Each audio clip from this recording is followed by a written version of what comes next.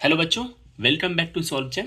सो आज की क्लास में हम लोग सीखेंगे कि आभास संख्याएं क्या होती है। सबसे पहली बात, आभास संख्याओं को इंग्लिश में क्या कहा जाता है? प्राइम नंबर्स कहा जाता है। ठीक है।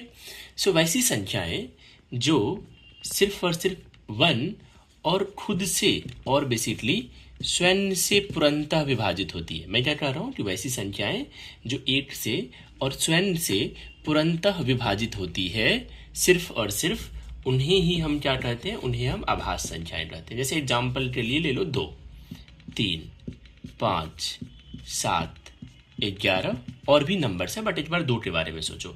यदि मैं पूछूं कि 2 किस किस संख्या से पूरा पूरा विभाजित हो रहा है तो क्या बताओगे? 8 से तो होगा ही, दूसरा 2 से होगा। बताओ कोई और संख्या समझ में आ रहा है कि जो 2 को पूरा पूरा विभाजित कर देगा? नहीं आ रहा है। तो देख लो, 2 सिर्फ और सिर्फ 1 से विभाजित हो रहा है और 2 से हो रहा है, तो 2 तो स्वयं हो गया।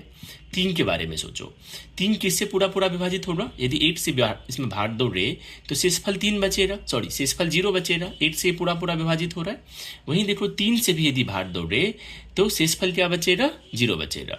फिर देखो ये जो 5 है, 5 भी सिर्फ और सिर्फ 2 ही संख्याओं से पूरा पूरा विभाजित हो रहा है। या तो 8 से विभाजित होगा पूरा पूरा, या तो 5 से पूरा पूरा विभाजित होगा। कोई और संख्या दिख रहा है क्या जो 5 को पूरा पूरा विभाजित कर पाएगा? नहीं कर पाएगा। सिमिलरली देखो 7 को, 7 या तो 8 से पूरा पूरा विभाजित होगा या तो 7 से पूरा पूरा विभाजित होगा। वहीं 11 को देखो तो 11 या तो 1 से पूरा पूरा विभाजित होगा या फिर खुद से, या फिर 11 से पूरा पूरा विभाजित होगा। तो ये संख्याएं क्या है? ये संख्याएं हैं आभास संख्या। और भी है आभास संख्या 11, 13, 17, 19। मैं सारे नंबर्स नहीं लिख रहा हूँ, एक काम करना है, छोटा सा तुम लोगों के लिए होमवर्क दे रहा हूँ। कमेंट करके बताना मुझे कि 1 से लेकर के 100 के बीच में, ध्यान से देखो, 1 से लेकर के 100 के बीच में कितनी आभास संख्या। ये है तुम्हारे लिए एक छोटा सा होमवर्क। ठीक है। लेकिन जरा सोचो कि जैसे सपोज 4 के बारे में सोचो। 4 देख रहे हो, 4 1 से विभाजित हो रहा है, 4 से भी विभाजित हो रहा है, लेकिन 2 से भी विभाजित हो रहा है। तो 4 आभास संख्या है क्या?